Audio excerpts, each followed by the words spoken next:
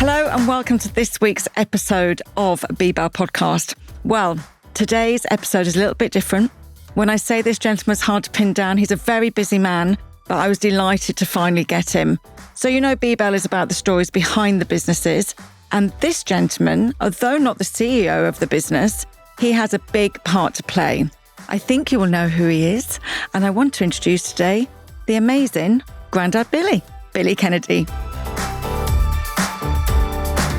Okay, it's September and it's that time of the year that we're trying to get everything together because Q4 is around the corner and the end of year is imminent. This is the time when we're starting to find all of our inventory, our invoices, when we really want to be getting on with looking after our business. And so this is where Revolut Business comes in. Revolut takes all the hassle out of all the point of sale. You can accept payments in the same place you're doing business banking, whether selling in person or online. They offer competitive and transparent pricing with prices starting from as low as 1% or 20 cents for online payments. And payments can be accepted by all major credit cards. So American Express, Visa, MasterCard, or the digital wallet. And guys, the best part is you get your money quickly. Within 24 hours of taking a payment, it's going to hit your bank account. So less stressful and super easy. Everything is linked up so you can organise and manage your cash flow with zero stress and get back to what really matters for you, which is running your business. Our exclusive offer for Bebel listeners expires at the end of this month, so sign up now at www.revolut.com/RB/Bebel to unlock a €200 bonus. So let Revolut Business look after the money so that you can start putting your time into where is important, and that is running your business and growing it. The offer is valid to all new business customers in Ireland. Sign up before September 30th, 2025 and add money to your account to get your bonus. T's and C's apply. Welcome, Billy Kennedy. Do I call you Billy Kennedy or do I call you Grandad Billy? Whatever suits you. Really? It doesn't matter. Do people call you both? Well, it's like this. My mother, if I was in trouble, called me William. Obviously. Everybody calls me Billy. Guys who went to school would call me Liam. No. Okay. Liam is Irish for Yeah, William. yeah. So Billy is, most of my grandkids all call me Billy. So Okay. And there's 15 of them. So 15, Yeah. okay. So we were chatting just before we came on and I was saying to you why I wanted you on. You know, I followed on your story since the beginning. I love the business and everything, but was very aware of, you know, the part that you have to play in that. And this podcast is about the people behind the businesses. And I started to think about the influence my grandfather and my dad had on me as a businesswoman. And I was like, do you know what? I would really love to speak to him and find out his story and how those 15 grandchildren, you know, how you got to here. So where did it all begin for you? Yeah. Well, I was born on 25th of September 1939. I lived in Drimnagh, Errigal Road in Drimnagh, an only child. My father's second marriage, so he was in his, 39, I suppose, when I was born. Okay. My mother was 36. In those days, she was very old Yes. to have me, you know. And I'd say unusual to be an only child in those times. Well, I think, I know what happened, really. My dad and my mother went out together when they were, are you interested in this bit? Yeah. Okay. My dad and my mother went out when they were about 17 and they had some row. I don't know what the row was. Okay. He was from Tipperary, she was from Dublin. And then he drifted off and he ended up down in Bagnallstown in County Carlow, where he met a lady by the name of Bridie Clear. And he married Bridie. And they had a little girl by the name of Annie Trace. And in 1925, in July, Annie Trace died. She was 8 or 9 months old when she died. She died of a heart attack. And the mother died 1 month later of TB. My aunt told me it was the most horrendous funeral ever. She said they opened it up, took up the little coffin, put the big one down, put the little one on top and filled it all in. Yes. My dad did nothing for about 10 years. I don't know what he did in that 10-year period. But he was walking up O'Connell Street around 1933 or 4 or 5. I'm not sure which of those. And he met my mother again. And they clicked. And they got married in 1936. Serendipity.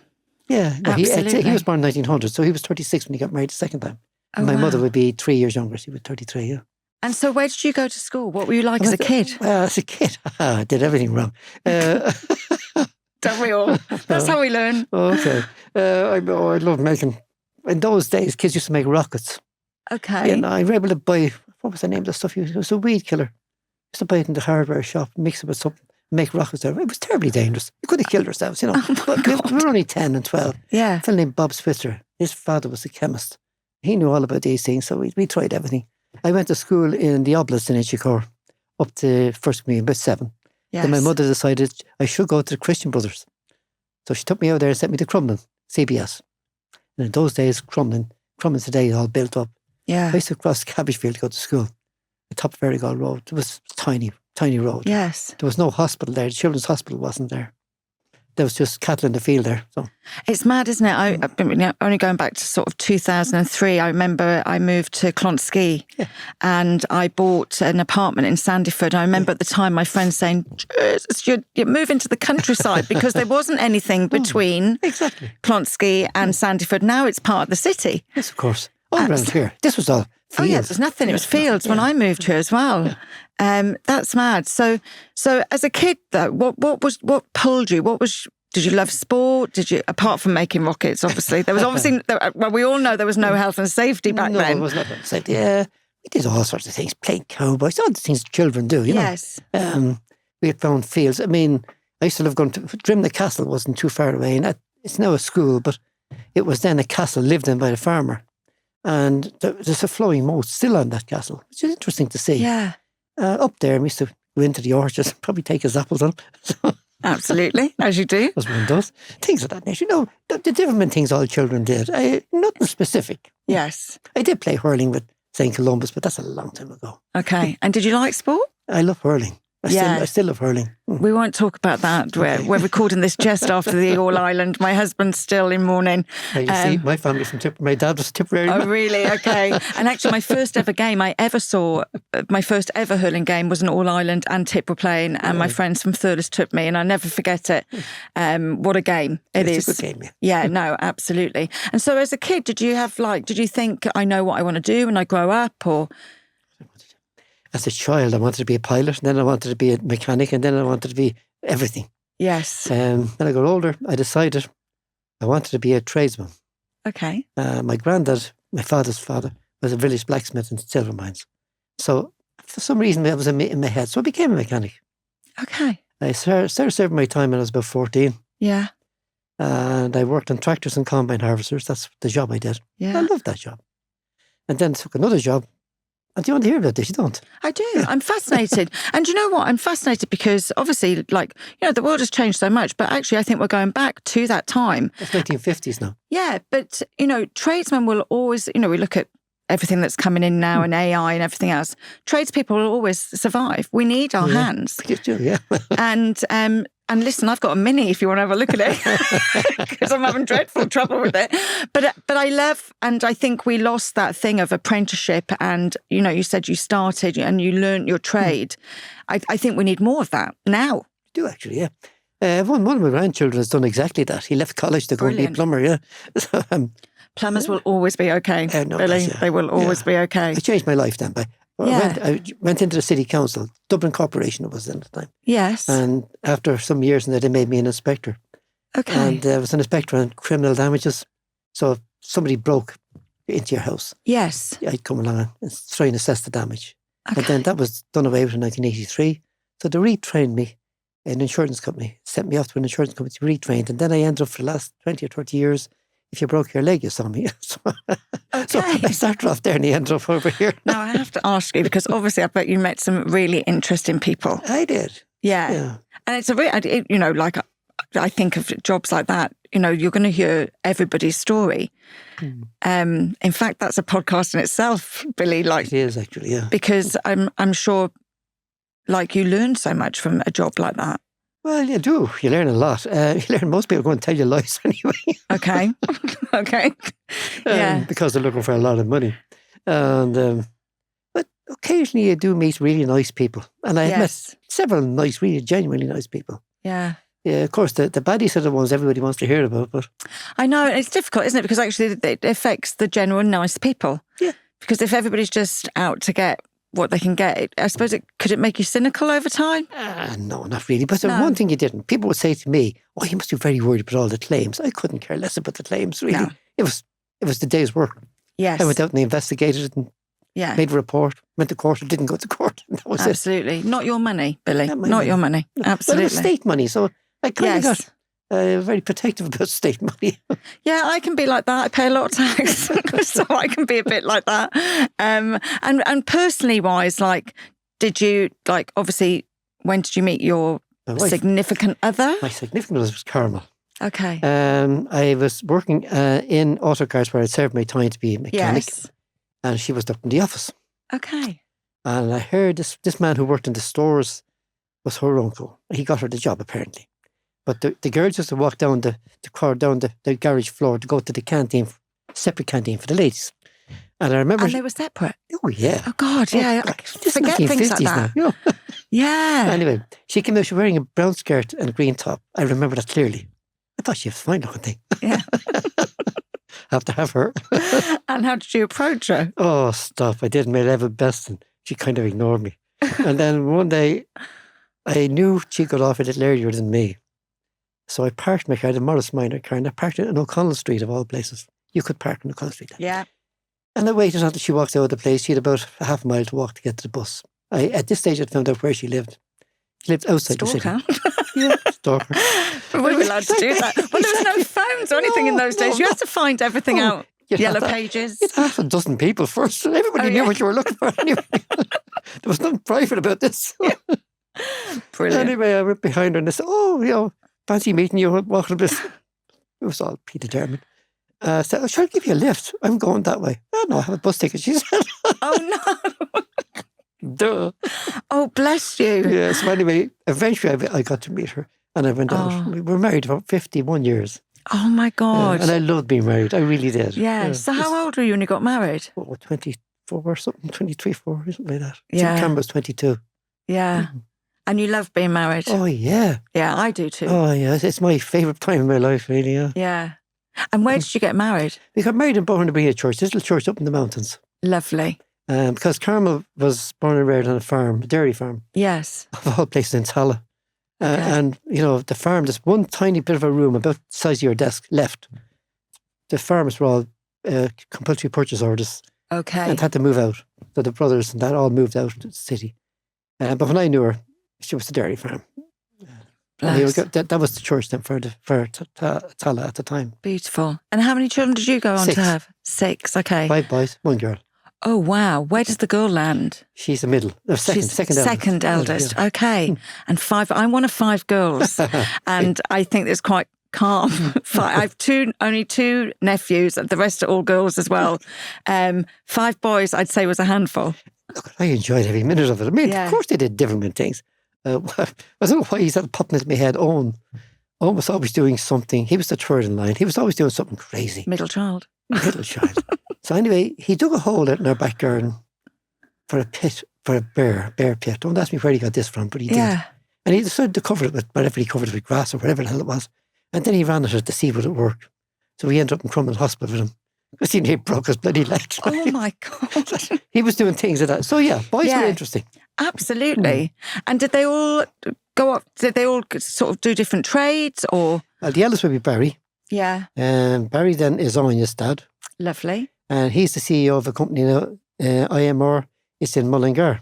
Oh, smashing. Yes, they do robotics and Yes. a lot of things like that. When I go into his place, I go in one end, I come out the other end. Okay. My God, do I really understand it? No. Okay, but just nod. But it's nod nice. and smile, nod It's and nice, smile. I do the same.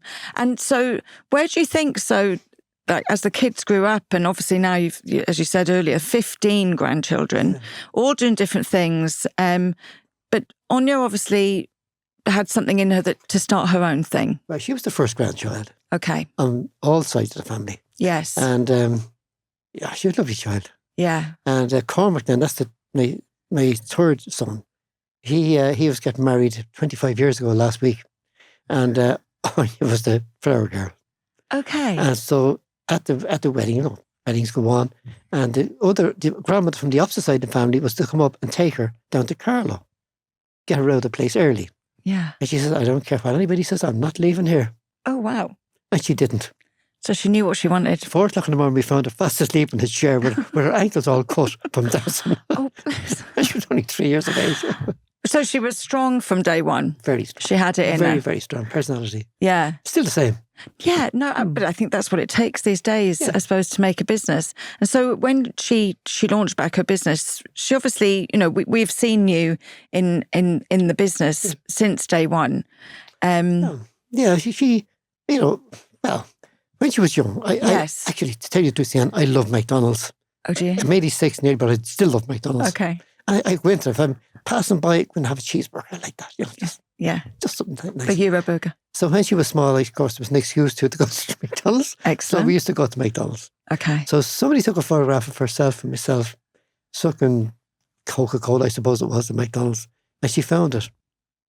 And she has another picture somebody took of us having glasses of wine, only relatively modern time. Brilliant. And she put the two pictures onto a mug. I have a picture of my phone, actually. Yeah. And she put the two pictures onto a mug, which is really nice. So we've been kind of together like that. She's just a lovely person. It's a nice relationship, though. Unfortunately, my grandparents passed away when I was quite young, so I always feel sorry for my sisters that never had that relationship.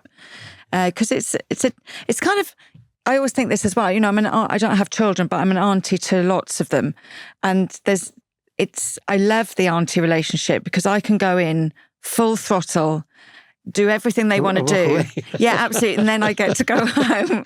And my sister's like, I haven't got the energy to do the auntie thing all the time. And I think it's a different relationship, but I love it. It's like with grandchildren. You can do that too. Yeah. Yes, absolutely. And so when she said, did she come to you and tell you that she was going to start the business? She did, yeah. She told me she was going to, she was working for Catrice, I think it was. Catrice, a name like that.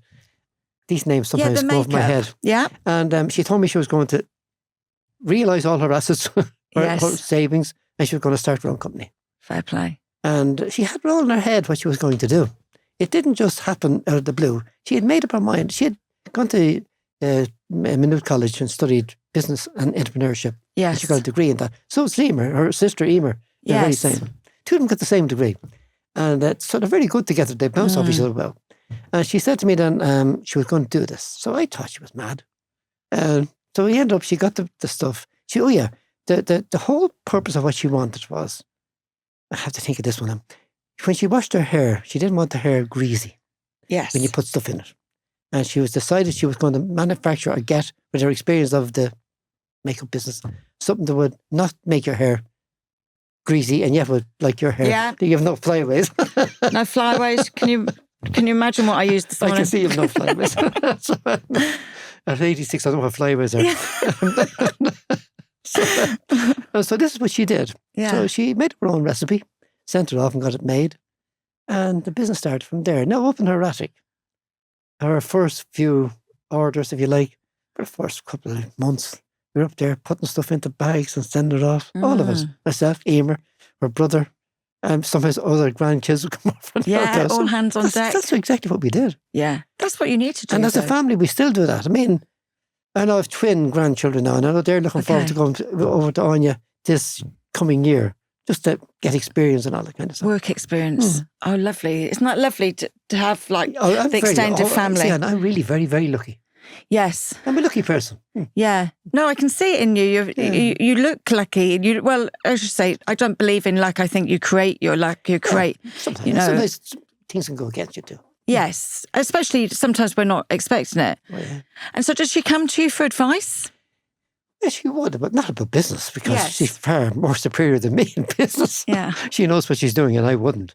But what surprised me is she's very, very an ideas person. She gets ideas and she promotes the ideas and she manufactures from A1 to the finished product, everything in her head. Yeah. Now, that's what she does. Now, Emer be more the backup person, comes in and... Yeah, no, absolutely. But that's the balance, isn't it? To get and they it need right. that. Yeah. And I know you were saying earlier about your mum. My mother was born 1903. My father's born in 1900. And my mother, Mary Catton, was her name. That's her name now. Yeah. And she was a trade union official in the Women Workers Union. Amazing. And so when I was young, my mother and my aunts were all members of the Women Workers Union. So I used to be brought to very strong women in my life. I think you did. I see where she gets it from. I was brought to these meetings of the Women Workers Union. And later in life, I realised my mother was a fairly tough person. Yeah. I thought she was very soft, but obviously she wasn't that soft. Back to balance. Like a lot of people think I'm very tough. I'm soft as Well, that's it, as hell when you have to be. When you have to be. Exactly, Absolutely. And we talk about luck. I mean, luck and happiness and everything, and building like a balanced life. It isn't always easy for people. So, what would you have any advice for people? No, I think in today's world, one thing that bothers me about couples, yes, is I don't know what they're looking for. Yeah, I don't think we're really trained to handle life. We expect too much, and it's when tiny things happen. So I've seen this so many times with friends. We just give up, and nobody takes the effort to work at the problem. No, I'm not saying that everybody is made for each other, but I think now and again I see people splitting up who've been 20 years together, and they say, "Oh God, could I not have stuck it out a little bit longer?" Well, maybe if he was vicious, that's a different thing. That's not. Yeah, no, I don't mean absolutely. that at all. Yeah.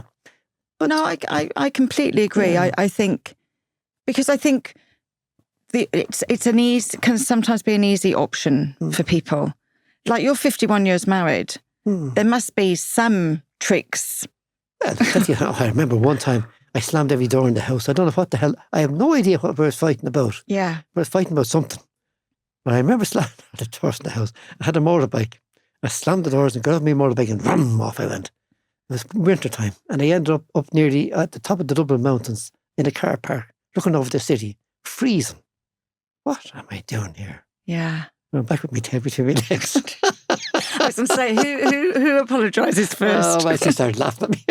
Did she? She had a great sense of humour. Yeah.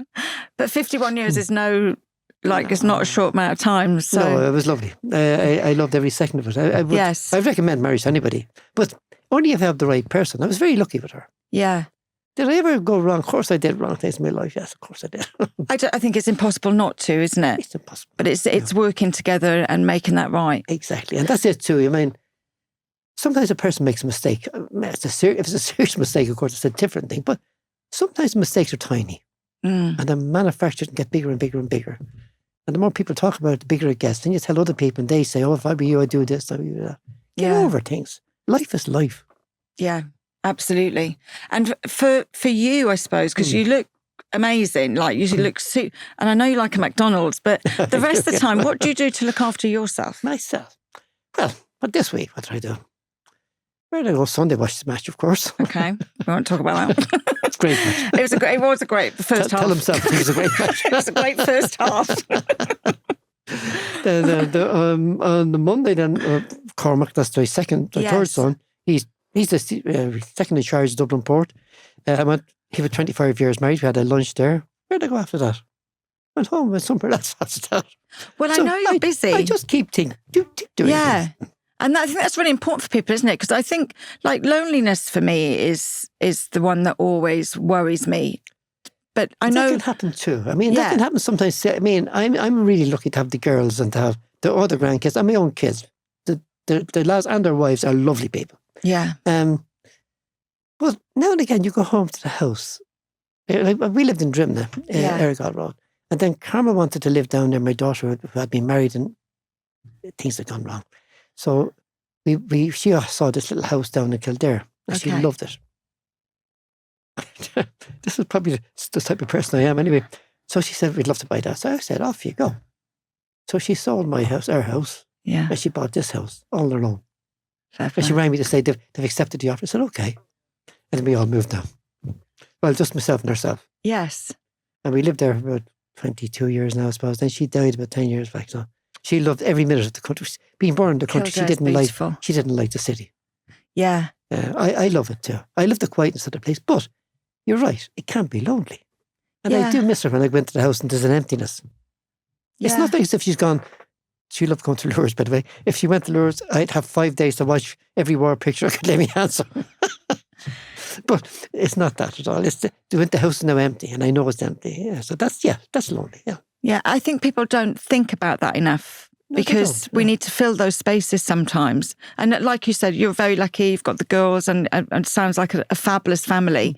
But it's sometimes even people in with that can have those lonely times as well. I think it's important that we check in on each other.